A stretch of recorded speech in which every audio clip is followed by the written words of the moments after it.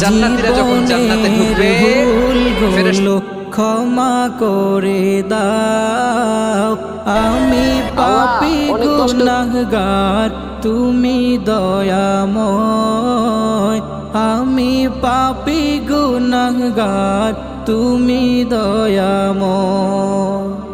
এ ধরাতে শূন্য ছিলাম হয়েছি এখন পূর্ণ, একদিন চলে যাব আমি মায়ার বাঁধন শূন্য।